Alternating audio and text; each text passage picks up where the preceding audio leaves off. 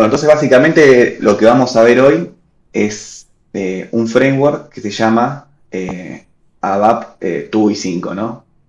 Me imagino que ya deben intuir de qué se trata. Eh, Básicamente estamos hablando de un framework que es de código abierto y nos va a permitir desarrollar aplicaciones UI 5 utilizando únicamente ABAP. ¿Qué quiere decir esto? No va a haber que utilizar JavaScript, no va a haber que utilizar lenguaje propio de SAP UI 5 o de OpenUI 5. Simplemente con código ABAP vamos a poder hacer aplicaciones, ¿no? De este tipo. Entonces lo que vamos a ver en la siguiente slide, bueno, son algunas características, cuestiones con la seguridad, con la arquitectura, para que más o menos entiendan de qué se trata. Lo vamos a ver rápido. Y después vamos a ir directamente al código para ver un ejemplo que viene tanto como un sample de lo que sería el framework para testear la funcionalidad y una aplicación que hice yo para probar algunos componentes. Bueno, características de este framework: simplifica el desarrollo, lo que le comentaba, de UI 5, eliminando la necesidad de utilizar JavaScript o Data o Wrap. O sea, con el ABAP simple, con el read table y el loop que conocemos, vamos a poder hacer todo. Es compatible con ambientes cloud y on-premise. Y bueno, básicamente devuelve la sencillez del ABAP clásico. ¿Qué quiere decir esto? Ustedes saben que en ABAP nosotros creamos una DIMPRO con campo de entrada en el selection screen, después sacamos una LB y quizá, no sé, en un par de horas ya tenemos un programa con input y output. Bueno, acá va a ser lo mismo. O sea, con muy poco código vamos a poder resolver casos de uso sencillos. Es algo relativamente nuevo. Fue lanzado en 2023 como un proyecto personal. Y lo que les comentaba antes, ¿no? El foco inicial fue proveer pantallas de selección sencillas. Pero bueno, esto con el tiempo fue evolucionando y hoy se pueden hacer un montón de cosas. Si mal no recuerdo, creo que el 80% de, de la funcionalidad que está embebida en SAP Fiori con UI 5 se puede hacer con este mismo framework, ¿no? ¿Qué vamos a necesitar para crear aplicaciones UI 5? Bueno, muy fácil. Definir una nueva clase ABAP. Esto en realidad es una copia de una clase que está ahí dando vuelta. Implementar un método de la interfaz ABAP UI 5, que va a ser el método por el cual, el main, por el cual ingresa la petición desde un navegador. Y tres, comenzar a desarrollar la lógica específica que, bueno, va a depender de la solución que queramos dar, ¿no? Y lo que tiene como bueno esto es que todo se integra con GitHub, ¿no? O sea, nosotros vamos a poder sincronizar nuestro código con un repo en GitHub y después vamos a otro proyecto, lo clonamos y literalmente sale andando. Bueno, tiene un enfoque de frontend delgado. Esto quiere decir que la mayoría de las cosas que pasan van a pasar en el backend, ¿no? El procesamiento, la lógica y la gestión de los datos se va a realizar en esa capa. Esto como ventaja trae que, bueno, que el diseño simplifica la configuración y minimiza las acciones del lado del cliente. Y también hace que la lógica del negocio y los datos sensibles estén en el servidor. Esto es como una capa adicional de seguridad. Bueno, la compatibilidad básicamente es a partir de la versión 7.2 en adelante. Acá están bien específicos, digamos, los sistemas con los cuales son compatibles. Lo que hay que tener en cuenta es que, bueno, de R3 7.2 en adelante vamos a poder usar este framework. La instalación es muy fácil, digamos. Es importar el framework a través de AppGit. Ustedes saben que en AppGit está el programa ese SAP ABAP Standalone Git que sincronizan con un repo. Acá van a sincronizar con el repo en GitHub de ABAP 2 y 5 y listo. Lo clonan ahí, hacen el pull en el servidor SAP que estén y ya van a tener todo listo. Crear un servicio nuevo HTTP, esto lo vamos a ver en un rato en el sistema, es muy sencillo. Esta, digamos, es la clase por la cual van a ingresar todas las peticiones y esta clase va a derivar en una clase específica que es la aplicación que nosotros estamos construyendo. Pero todas las peticiones van a ingresar primero por esta clase. Y bueno, después en esta aplicación que les comento que es específica, se desarrolla la lógica específica. Utiliza Clean Core. Esto quiere decir que está alineado con... Clean Core es como una filosofía de núcleo limpio, de las mejores prácticas de SAP que se utilizan hoy en día, encapsular API, solo utilizar clases con ciertas características, bueno. Cumple con todo eso, los que se encargaron de programar el framework siguen al pie de la letra todo lo que es Clean Core, y esto hace que sea listo para la nube y que cada actualización que se hace garantiza que es estable, ¿no? O sea, si yo respeto los principios de Clean Core, cuando meto un update, estoy garantizando que no rompo nada de lo que ya hice. Bueno, con respecto a la seguridad, todo se maneja a través de ese handler HTTP, con lo cual la seguridad se mantiene en toda la capa de SAP, es muy seguro. Algunas características claves de este framework, bueno, que el código fuente es de acceso público, o sea, es accesible y modificable por todos. Hay un blog donde se explican los conceptos principales y donde hay ejemplos también de implementaciones de casos de usos concretos.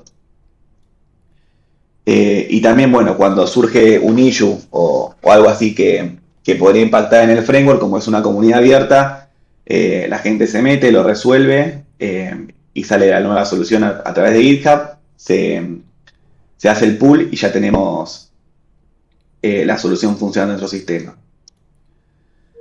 Se puede integrar también con el Launchpad de Fiori para que podamos lanzar las aplicaciones UI5 que construimos. Y bueno, acá están, digamos, las diferentes opciones que tenemos para integrarnos con esto. También con SAP Will Workson en BTP.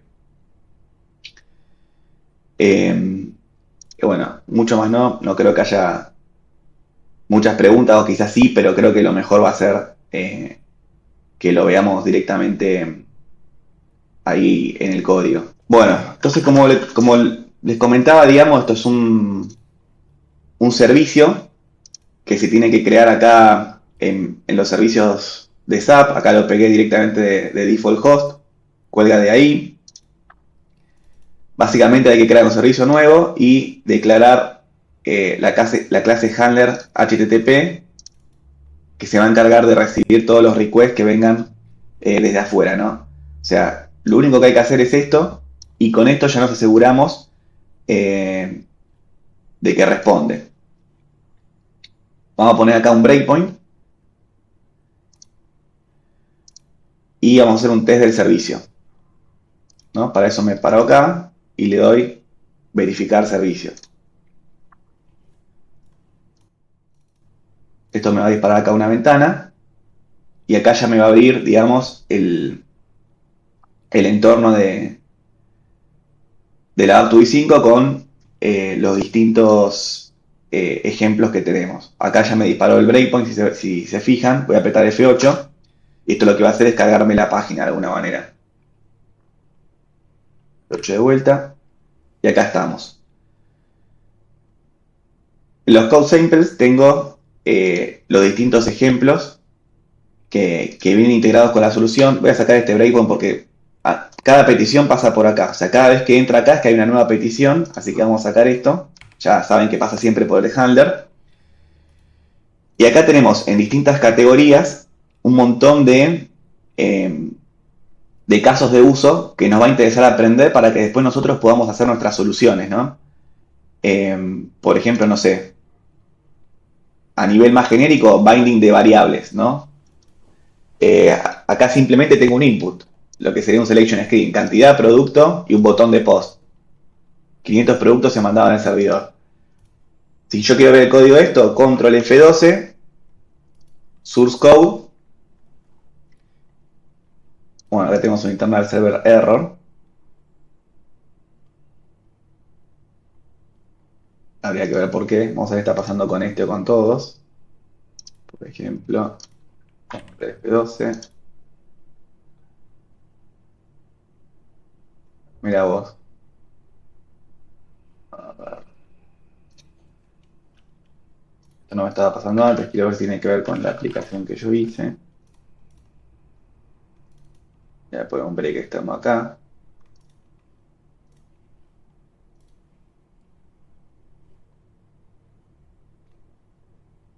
Y vamos a ir de vuelta.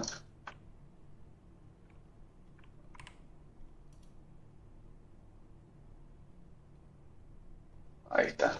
Bueno, ahora sí me lo está mostrando, no sé qué habrá pasado.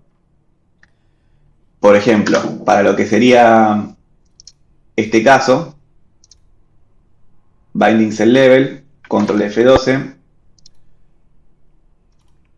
y vemos el código fuente. También podemos abrirlo porque es una clase de la SD24. Recordemos que esto es ABAP puro y llano del que conocemos. Un método main por donde ingresa la petición en esta aplicación específica. Acá es como una especie de constructor. La primera vez que ingresa se van a llenar algunos valores. Funcionalidad para el botón de back.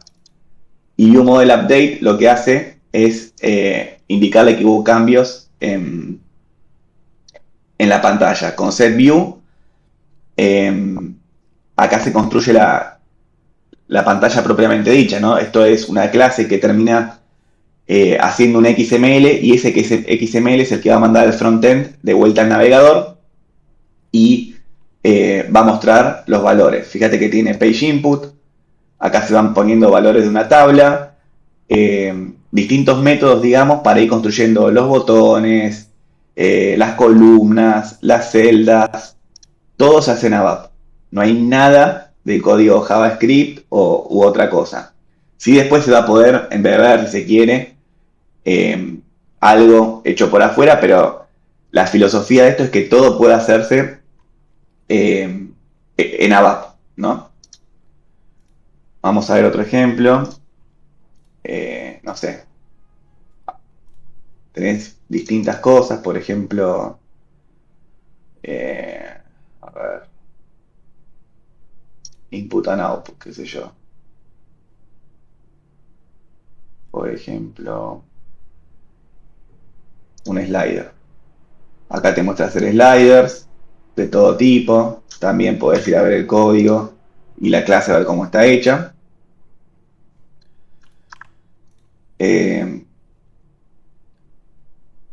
Pop-ups, no sé, pop-up to confirm, open pop-up.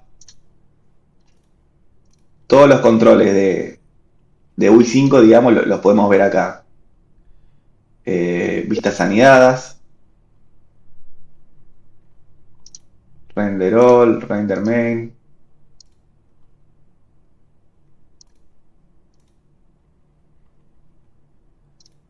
Bueno, acá está lo que les comentaba, extensiones personalizadas, donde van a poder subir funciones propias, CSS. ¿Qué más tenemos? A ver. Por ejemplo, para subir archivos y bajar archivos, es más de 64. Distintos tipos de mensajes. Bueno, hay de todo, o sea, hay más de 300 programas de ejemplo que se pueden ver para ir viendo el código y uno poder ir haciendo sus programas. Y después, bueno, tenés las demos.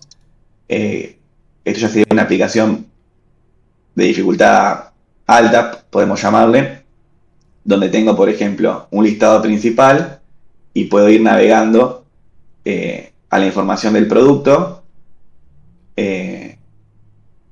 con, a su vez, distinta información, ¿no? Imágenes, acá tengo controles para un rating, para estrellitas, colores. Esto sería como la tarjeta de identificación del BP. Y creo que acá también podíamos navegar, ¿no? A los suppliers, sí. O sea, esta es una pantalla completa con navegación. Bueno, como esta es mi primera aproximación, digamos, tampoco es que hice mucho.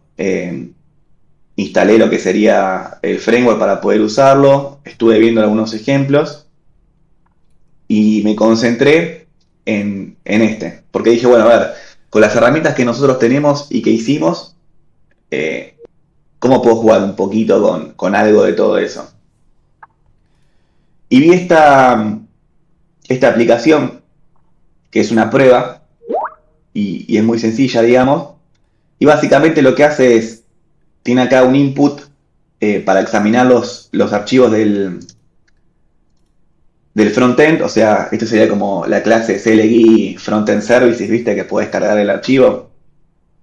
Eh, entonces, bueno, dije, quiero hacer algo en función de esto. Este es el sample, o sea, acá no hay nada del otro mundo. Me creé con ChatGPT dos archivos, digamos, y lo que hace es leer el CSV y cargarlo. Pero esto, digamos, ya estaba hecho. Es una prueba, no hice nada. Les estoy mostrando una de las pruebas que trae ABAP 2D5. Entonces vos pones acá un ficherito y lo carga. No importa la estructura, lo carga. Vamos a debuguear un poquito esto.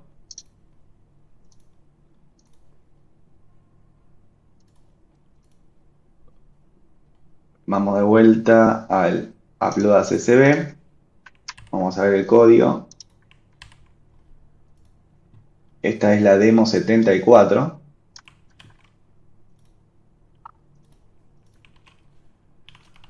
Demo 74. Vamos a poner un break acá.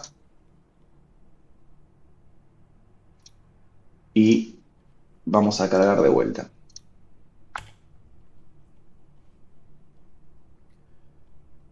En General, Upload CSV. Entonces acá va a pasar por el break.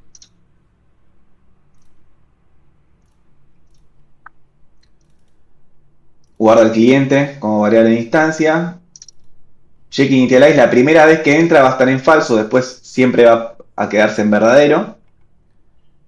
Y con este método lo que hace es construir la vista, ¿no? De alguna manera. Entonces fíjense, acá instancia la vista, le voy a poner una página con este título, con un botón para volver, funcionalidad para el botón volver.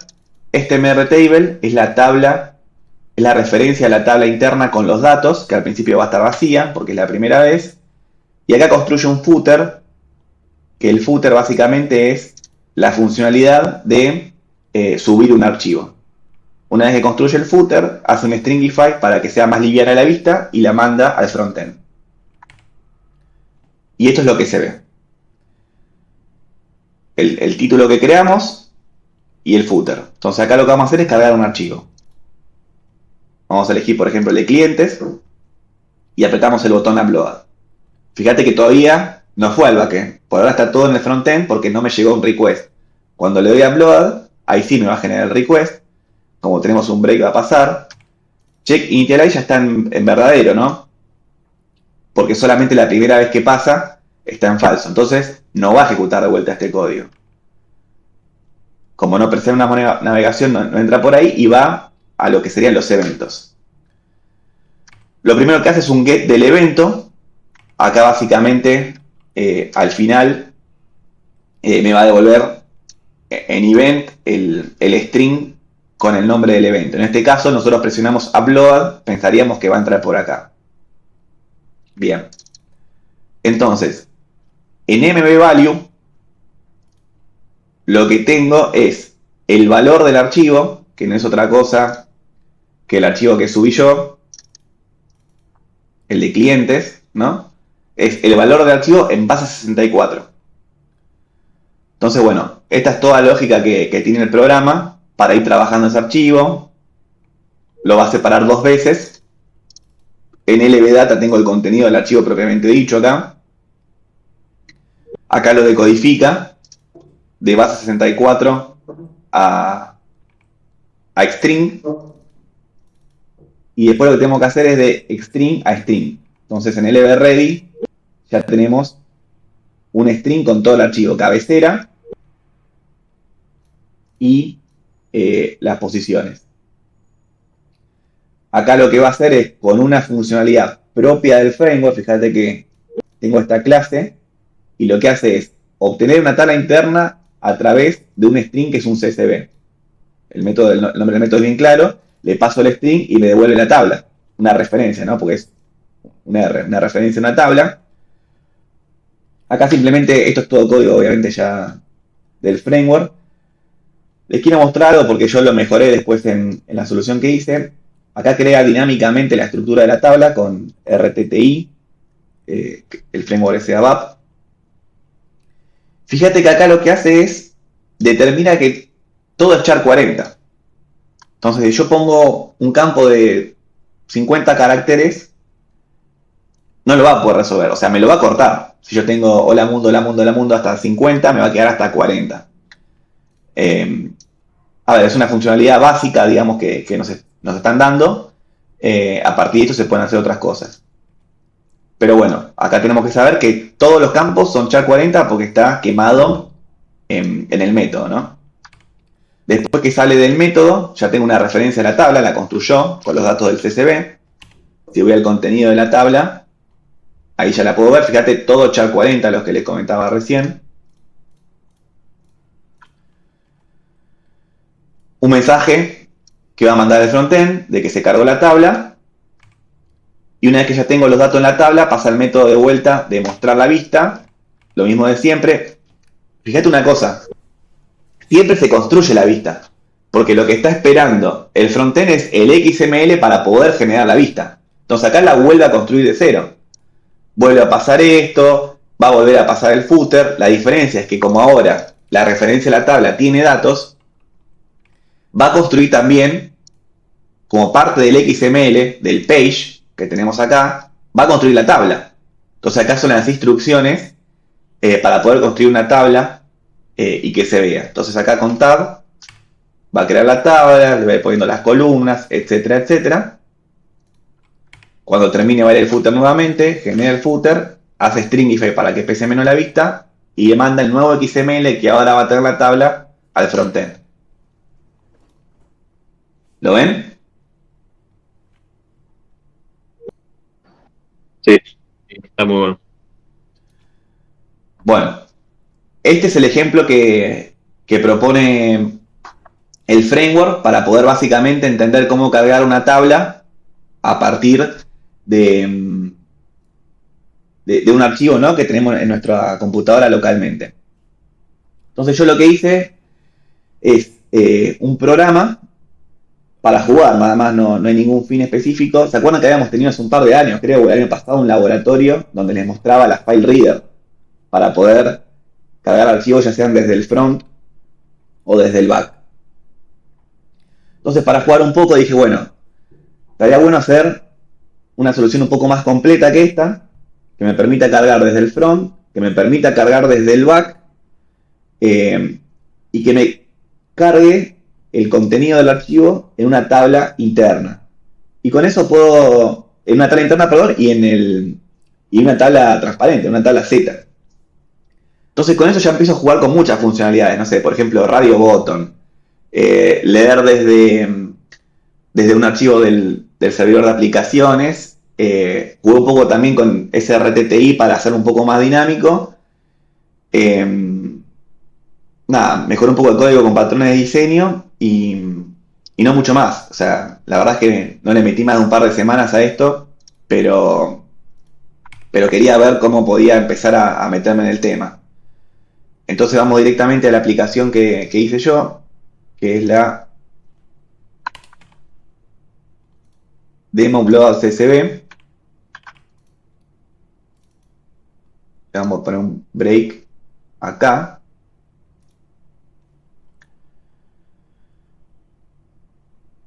¿Cómo la cargamos? Fácil.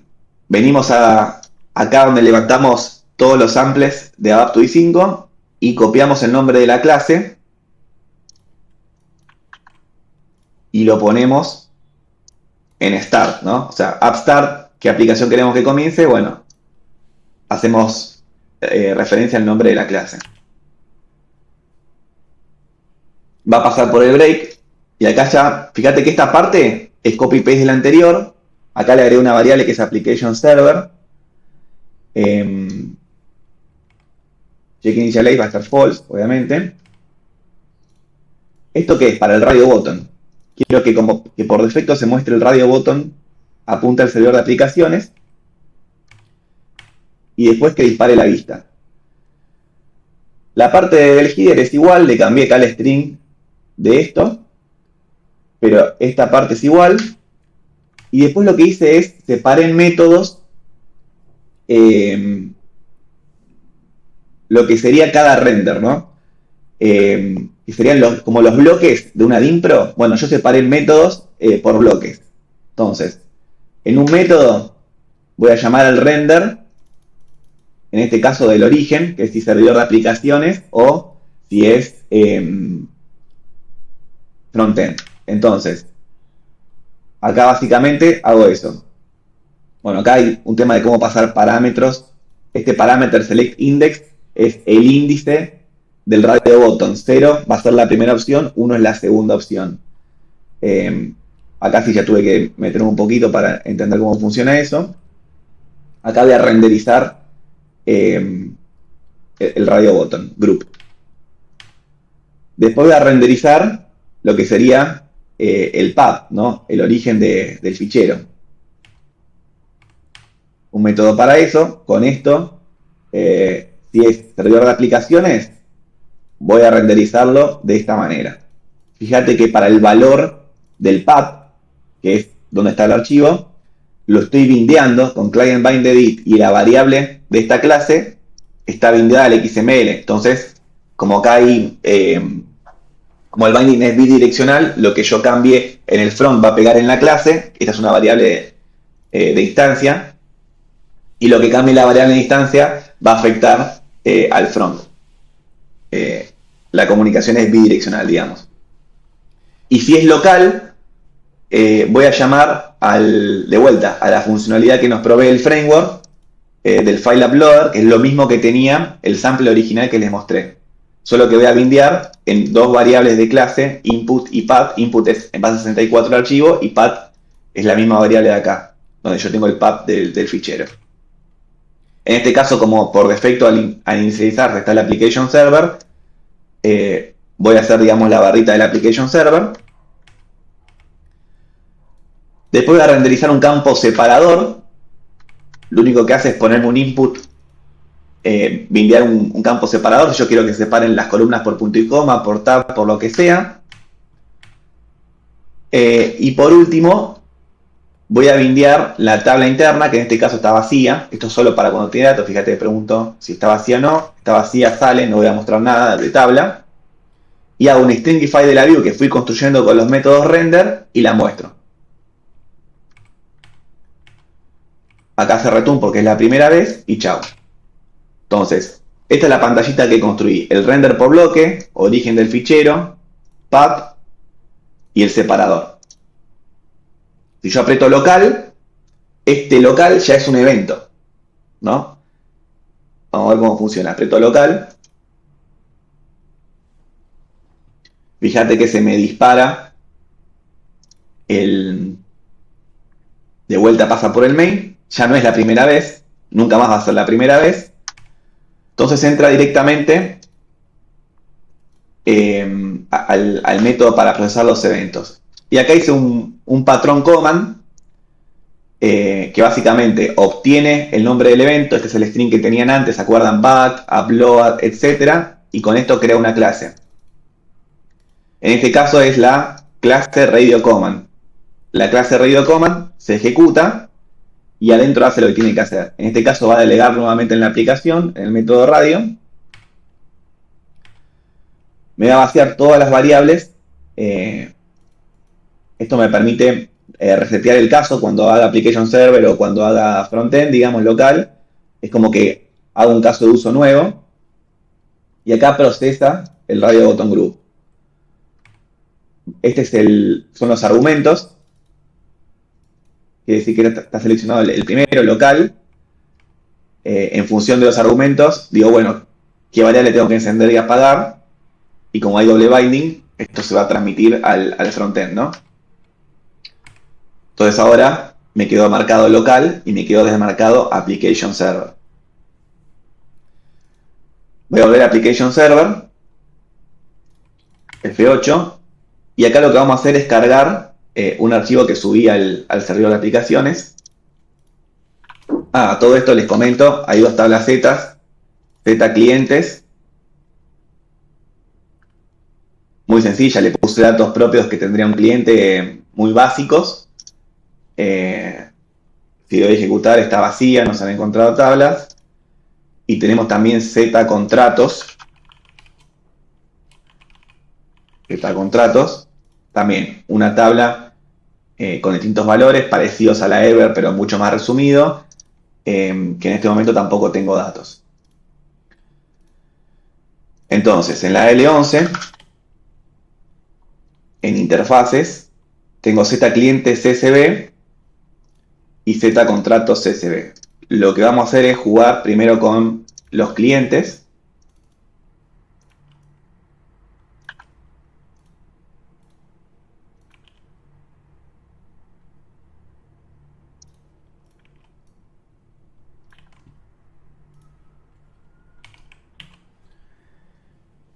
Entonces tenemos application server, el nombre del archivo y vamos a apretar upload.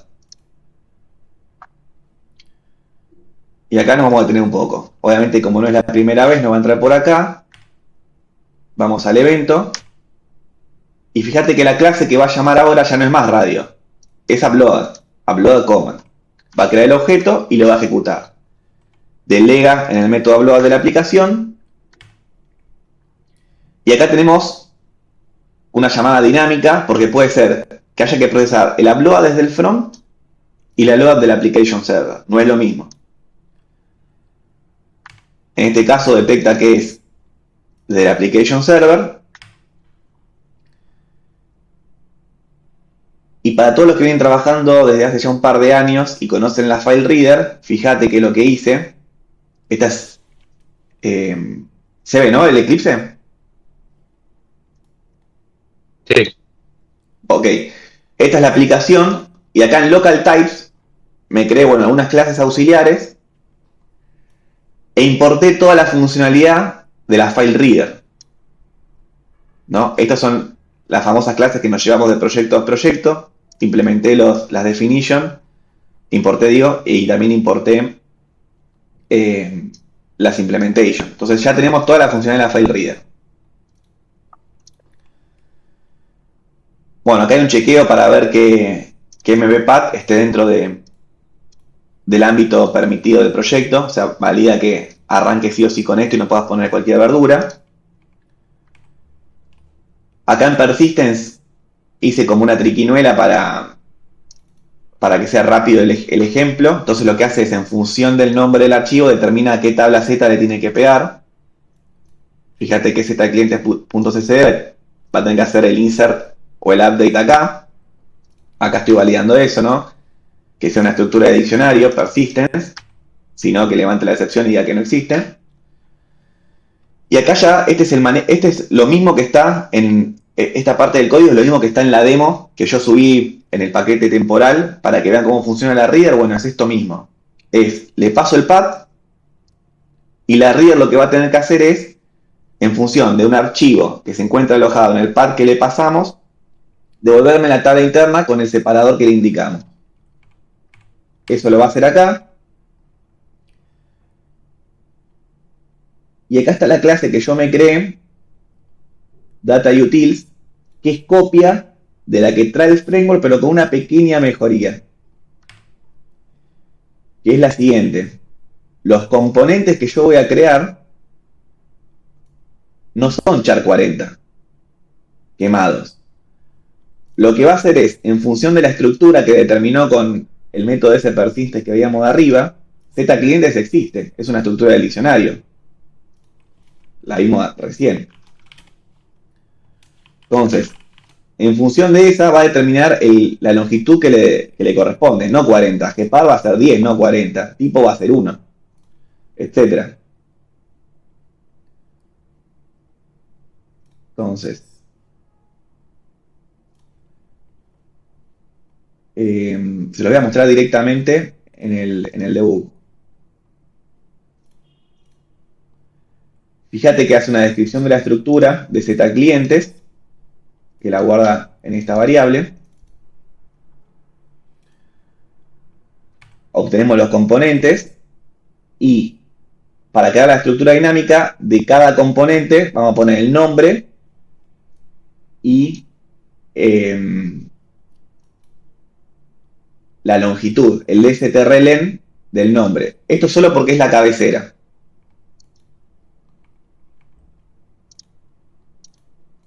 El primer valor es la cabecera. Fíjate que en nombre de la columna, vamos a poner acá, de result.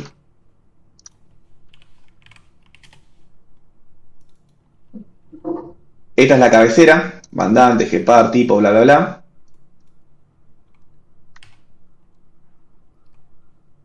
Y acá lo que va a hacer es crear la estructura, digamos, la tabla interna que yo voy a usar en el process para pasarle los datos. Acá simplemente estoy creando dinámicamente el header y la tabla interna. Acá lo mismo, hago una descripción de Z clientes y ahora lo que voy a hacer es crearme dinámicamente cada columna de la tabla interna y voy a dividir por 2 la longitud, porque lo que hace, no me preguntes por qué, cuando hace el getC del element description, si yo le paso la columna, por ejemplo, mandT, lo multiplica por 2, le va a hacer por 6. BP por 20. Así funciona el método. No sé por qué. Entonces, por ejemplo, para mandT, fíjate que si yo no divido por 2, me pone 6. Vamos a ver acá. Output length 3. ¿Pero por qué 3? Porque lo dividí por 2. Si yo no lo hubiera dividido por 2, me hubiera quedado en 6.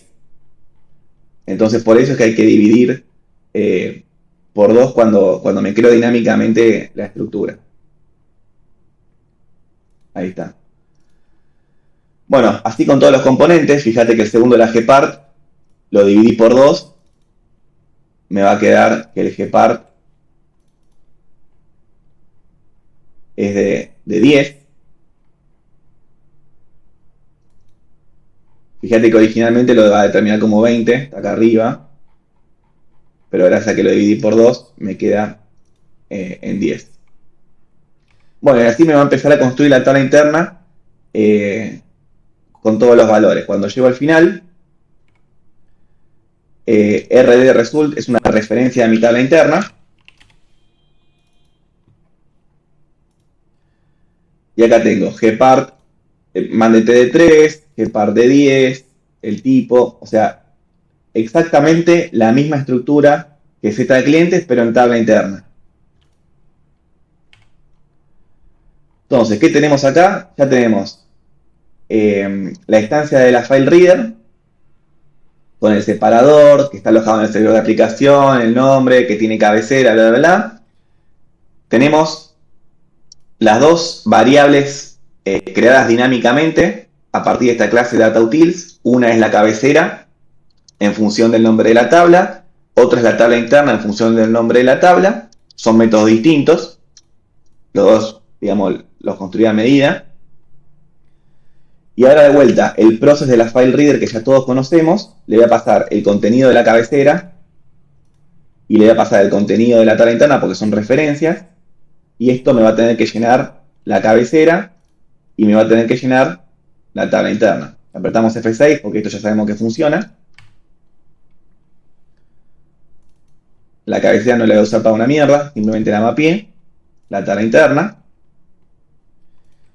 Y ahora la tabla interna, como nosotros le pasamos el contenido, yo en realidad estoy trabajando con referencias. Entonces tengo que pasarle la referencia de la tabla interna que procesé en el process a la referencia de la tabla interna que tengo guardada como variable de instancia en la clase. Entonces mrtable, que es esa variable, ahora tiene el contenido. Si yo me paro sobre el contenido, tengo la tabla interna.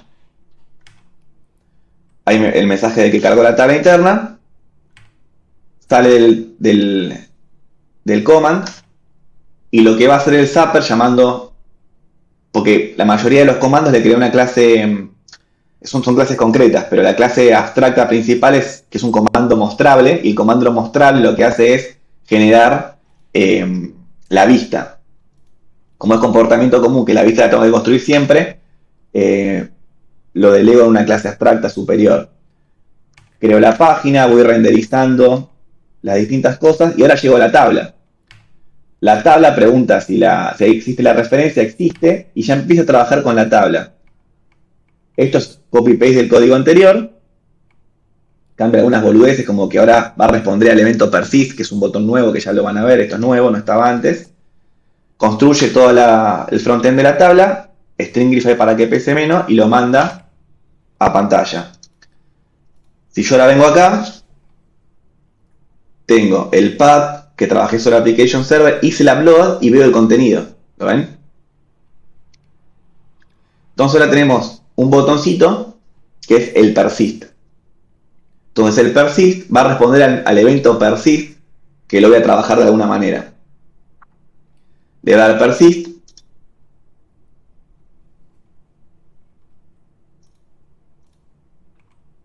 Vuelve a pasar por los eventos, pero ahora me va a crear la clase persist command, que va a ser lo suyo. ¿Qué hace persist command? Procesa la persistencia. Me creé acá un DAO para trabajar en función de la persistencia. Va a estar el DAO para clientes y el DAO para contratos. Fíjate que ahora se da cuenta que son clientes. Es todo por nombre, ¿no? Z clientes y Z contratos hace que el programa trabaje de una manera u otra. Entonces acá creé el DAO para Z clientes y hay un método read2persist que en función de los datos de la tabla determina qué tiene que actualizar y qué tiene que insertar. Entonces acá se hace un join entre la base de datos y la tabla interna. Entonces estoy diciendo por llave de los datos que tengo en mi tabla interna que está en el front que llegó al back ahora. ¿Hay coincidencia con lo que está en base de datos? Y ahora me va a decir que no, porque está vacía. Entonces, lo que tengo que insertar es absolutamente todo lo que está en el frontend. No existe, le paso todo. Entonces, voy a insertar lo que no existe y lo que existe voy a actualizar. En este caso, lo que voy a actualizar está vacío y lo que no existe es todo y es lo que voy a insertar. Entonces, vengo al lado de insert, chequeo que no esté vacío, inserto los clientes, update no tiene nada, este input vacío no va a ser el update, comiteo, mando el mensaje de que los datos fueron persistidos, F8. Datos fueron persistidos. Si ahora entro a clientes, Tuki, veo los clientes en la tabla Z. Bueno, vamos a probar desde el front. Obviamente el persista es un clear de todas las variables. Ahora vamos a probar desde el front con los contratos, que para eso tienen que existir los clientes. Voy a examinar localmente en mi carpeta insert con los contratos, separador punto y coma, upload, me va a cargar la tabla. Vamos a darle un F8 porque vamos a entrar simplemente a la parte del comando upload command. Fíjate que ahora, porque les quiero mostrar la diferencia, fíjate que ahora determina que el upload no es desde el application server, sino que es del front. Cambia el método que llamamos dinámico. El método es upload desde el front. De vuelta valida que existe la persistencia. Me va a dar que sí si no hubiera salido por excepción. Y ahora sí es la funcionalidad propia de que ya estaban en el ejemplo, pero cambia que utilizo mi ZCL string utils y no la de la Z UI2, UI5 digamos, utils. ¿Por qué? Y por acá tuve que hacer algunas cositas como de vuelta de dividir por 2, hacer una descripción de la estructura que nos pasa. Le tuve que agregar comportamiento, digamos, por eso hice una copia del método que nos da el framework y lo adapté a mi necesidad, pero es muy parecido. Y esto en definitiva me va a devolver la tabla del front en una variable. que es esta. Acá tengo los contratos. Pero con los campos como a mí me sirven. Mandante de 3 y no de 40, contrato de 10 y no de 40, eso es lo que necesitamos nosotros. Y ahora lo mostramos por pantalla. Y después el persist así es lo mismo. Porque a mí lo que me interesaba que fuera distinto es cómo yo obtengo la información. Pero una vez que tengo la información y mi referencia en una tabla interna en el front que va a pasar al back, una vez que me llega al back, esos datos yo los persisto de la misma manera. Cuando aprieto persist, por el doble binding se me van a pasar los datos. De vuelta llamamos a la clase de persistencia. Me va a crear el DAO. Ahora el DAO es el de los contratos, ya no es más el de los clientes. Va a leer la base de datos para saber que tiene que persistir, va a cruzar, se va a dar cuenta que no hay ningún contrato. Entonces me va a insertar los 25 contratos. De vuelta, en insert va a hacer lo que tiene que hacer, en update no va a hacer nada, comiteamos y mandamos por pantalla. Cuando volvemos ahora a Z contratos, y vemos los datos, tienen que estar los 25, ¿no? Acá están todos. 24 más 0, 25.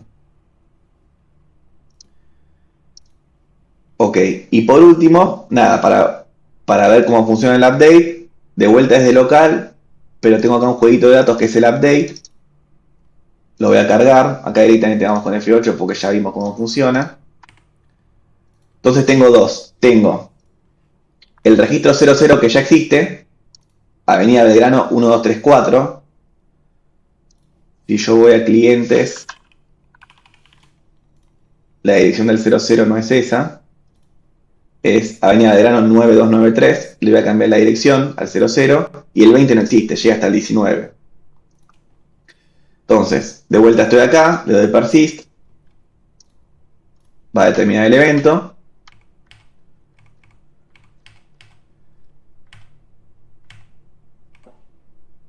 y el recto persist va a determinar lo que tiene que hacer. Fíjate que ahora en insert determinó uno solo, tiene que insertar el 20 porque es nuevo, y en update, que hasta ahora no nos devolvía nada, determinó que tiene que actualizar el 00.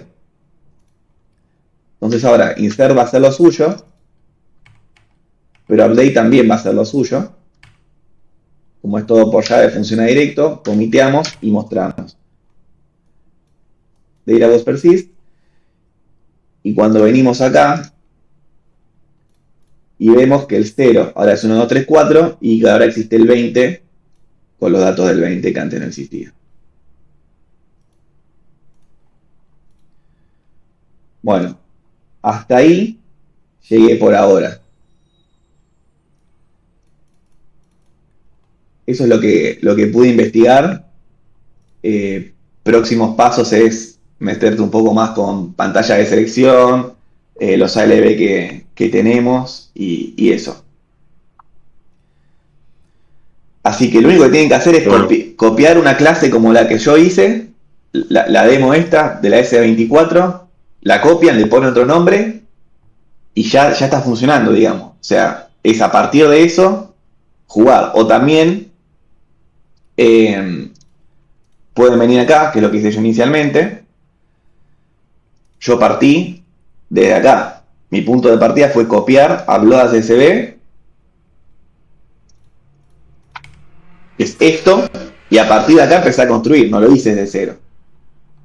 ¿Cómo saben qué clase copiar? Control F12, Source Code, vienen acá, esta es la demo app74, entonces entras acá y decís, bueno, me hago una copia de esta y la llamo, no sé, Newfun, lo que sea. No sé, me interesa aprender el concepto de, qué sé yo, el timer. ¿Cómo funciona esto? Va haciendo un pool O sea, tira el request, agarra el response, actualiza la barrita. Bueno, quiero ver cómo funciona esto y hacer algo en función de esto, cargar un archivo y que me vaya llenando la barrita. Control F12, ¿esta qué es? En vez de la 74, la 64. Vengo acá, la copio, digo, bueno, la copio. Me creo no sé, demo app ISU, por ejemplo. Le voy a poner objeto local y ya tengo la demo app ISU. Entro a la demo app ISU, que está inactiva y la activo. Entro al main, le pongo un breakpoint externo y a partir de acá juego. Vengo acá, quiero que arranque la nueva clase, demo app ISU, y ya está funcionando. Pasó por el break, F8, demo app ISU. Y ahí empiezan a modificar. Mati, previo a esto tenías que setupear algo del servicio, ¿no? Eso no me quedó muy claro. Ya está todo. Eso es la primera vez que vas a usar Sí, el framework. Eso ya están dando. Ahora es copiar una clase y empezar a investigar. ok, está bien. Después lo vuelvo a ver en la grabación. De todas maneras, toda la instalación que yo le puse en el slide en 3 bullets, digamos, está explicado acá. O sea, yo saqué las características del about y después la parte de instalación la tenés también ahí en el about, en installation. eh, por acá en alguna parte lo tenés.